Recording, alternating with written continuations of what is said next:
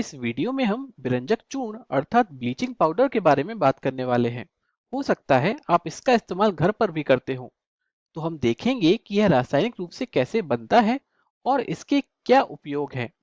तो आइए शुरू करते हैं। तो विरंजक चूर्ण इसे रासायनिक रूप से कैल्शियम ऑक्सीक्लोराइड के रूप में जाना जाता है और यह तब बनता है जब क्लोरीन को शुष्क बुझे हुए चूने की ओर प्रवाहित किया जाता है। तो आइए अब हम इसका रासायनिक समीकरण देख लेते हैं। तो यहाँ क्लोरीन गैस अर्थात Cl2 और जब ये गैस शुष्क बुझे हुए चूने में प्रवाहित की जाती है। क्या आपको बुझे हुए चूने का रासायनिक सूत्र याद है? आइए पहले हम बुझे हुए चूने का रासायनिक सूत्र देख लेते हैं।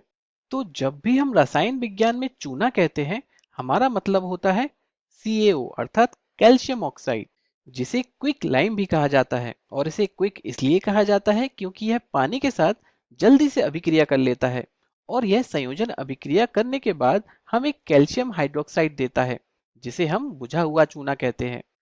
और फिर इसे सुखा लिया जाता है जिससे अतिरिक्त पानी निकल जाए। तो इस प्रकार हमें शुष्क बुझा हुआ चूना प्राप्त हो जाता है।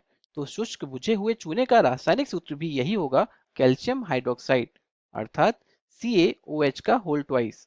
और जब ये दोनों अभिक्रिया करते हैं तो हमें उत्पाद में कैल्शियम ऑक्सीक्लोराइड अर्थात CaOCl2 प्राप्त होता है, जो कि हमारा विरंजक चूर्ण है। और साथ में पानी अर्थात H2O मिलता है। तो इस प्रकार हम विरंजक चूर्ण को बनाते हैं। हम क्लोरीन गैस को शुष्क बुझे हुए चूने में प्रवाहित करते हैं और हमें विरंजक चूर्ण अर्थात कैल्शियम ऑक्सीक्लोराइड प्राप्त होता है। वैसे विरंजक चूर्ण का वास्तविक सूत्र थोड़ा जटिल है। उसे समझने के लिए हमें कई और अवधारणाओं का अध्ययन करना होगा, जिसे हम भविष्य के वीडियो में अध्ययन कर लेंगे। लेकिन अभी के लिए बस इतना समझ लीजिए कि विरंजक चूर्ण कैल्शियम ऑक्सीक्लोराइड होता है, जिसका रासायनिक सूत्र है CaOCl2। यहाँ पर मैं एक बात और बताना चाहता हूँ कि विरंजक चूर्ण उन यौगिकों में से एक है जो NaCl अर्थात सोडियम क्लोराइड की मदद से बनाया जाता है। सोडियम क्लोराइड वह आम नमक जिसका उपयोग हम अपनी रसोई में करते हैं। देखिए, इसे बनाने के लिए क्लोरीन गैस की आवश्यकता होती है ना? और आपको याद होगा कि क्लोरीन उन उत्पादों में से एक है जो NaCl के जलीय घोल के विद्युत अपघटन करने पर सह उत्पाद के रूप में बनता है। जब हम NaCl और पानी के घोल से बिजली प्रवाहित करते हैं तो क्लोरीन गैस भी बनती है। और इस क्लोरीन गैस का उपयोग विरंजक चूर्ण बनाने के लिए किया जा सकता है। इसीलिए NaCl यहाँ पर एक बहुत महत्वपूर्ण भूमिका निभाता है। NaCl का उपयोग कई अन्य रासायनिक उत्पादों को बनाने के लिए भी किया जा सकता है। अब आइए हम विरंजक चूर्ण के उपयोगों के बारे में बात करते हैं। तो इसका पहला उपयोग है रासायनिक उद्योगों में एक ऑक्सीकारक अर्थात ऑक्सीडाइजिंग एजेंट के रूप में। तो देखिए, विरंजक चूर्ण एक बहुत अच्छा ऑक्सीकारक होता है। अब इसका क्या मतलब है? तो आपको याद होगा कि ऑक्सीकरण का मतलब होता है ऑक्सीजन का जुड़ना, जिसका अर्थ है कि यदि ऑक्सीजन किसी तत्व या यौगिक में जुड़ रहा है, इसका मतलब है कि उसका ऑक्सीकरण अर्थात ऑक्सीडेशन हो रहा है। उदाहरण के लिए, जब कार्बन ऑक्सीजन के साथ मिलकर कार्बन डाइऑक्साइड बनाता है, तो यहाँ ऑक्सीजन कार्बन के साथ जुड़ जाता है।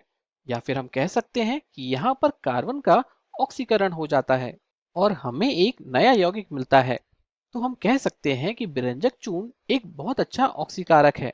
यानी कि विरंजक चूर्ण बहुत आसानी से यौगिकों और तत्वों का ऑक्सीकरण कर देता है। यह आसानी से अन्य तत्वों और यौगिकों में ऑक्सीजन जोड़ सकता है।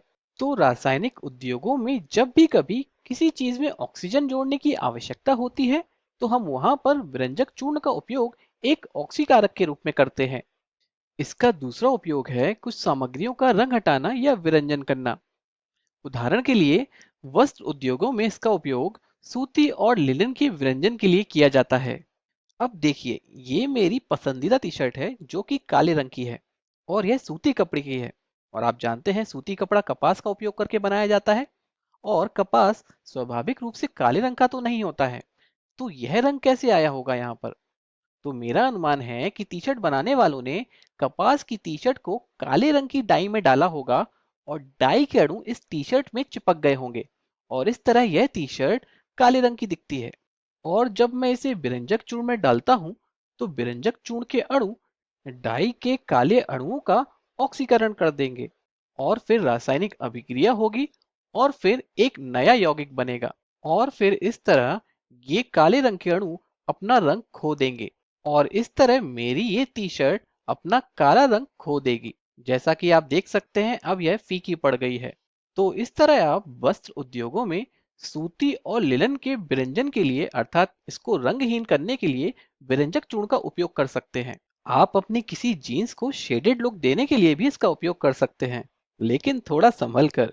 हम कागज उद्योगों में भी लकड़ी की मज्जा अर्थात वुड पल्प के विरंजन के लिए भी विरंजक चूर्ण का इस्तेमाल करते हैं। अब देखिए, जिस कागज का हम उपयोग करते हैं वह सफेद रंग का होता है, लेकिन यह लकड़ी की मज्जा सफेद रंग की तो नहीं होती है ना?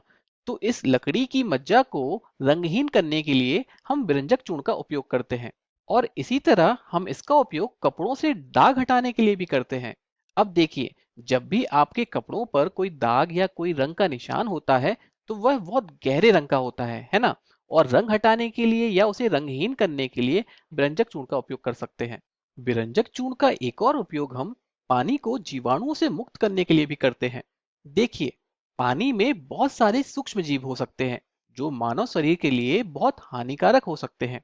तो जब हम विरंजक चूर्ण को पानी में मिलाते हैं तो यह क्लोरीन गैस छोड़ता है और क्लोरीन सूक्ष्म जीवों के लिए विषैला होता है और उन्हें मार भी देता है। इसीलिए पीने के पानी को हमारे घरों में आपूर्ति करने से पहले विरंजक चूर्ण से उपचारित किया जाता है और इसी कारण से हम अपने स्विमिंग पूल को भी विरंजक चूर्ण से उपचारित करते हैं और इसीलिए बाद में उसमें क्लोरीन की गंध आती है। अब आइए हम वीडियो का सारांश देख लेते हैं। इस वीडियो में हमने विरंजक चूर्ण के बारे में बहुत बात की। हमने देखा कि इसका रासायनिक सूत्र क्या होता है और हमने देखा कि इसको बनाने की क्या विधि है और हमने यह भी देखा कि इसमें दो गुण होते हैं, ऑक्सीकरण और यह विषाक्त होता है। और इन गुणों के आधार पर इनके कुछ उपयोग भी हमने देखे। ऑक्सीकरण क्षमता के आधार पर इसका उपयोग रासायनिक उद्योगों, कागज उद्योगों और वस्त्र उद्योगों में किया जाता है और इसकी विषैली प्रकृति के आधार पर इसका उपयोग पानी के उपचार के लिए भी किया जाता है। अब मुझे उम्मीद है कि आपको ये सारी बातें याद होंगी और यदि आपको अभी याद नहीं है तो आप वापस जाकर वीडियो को दोबारा से देख सकते हैं।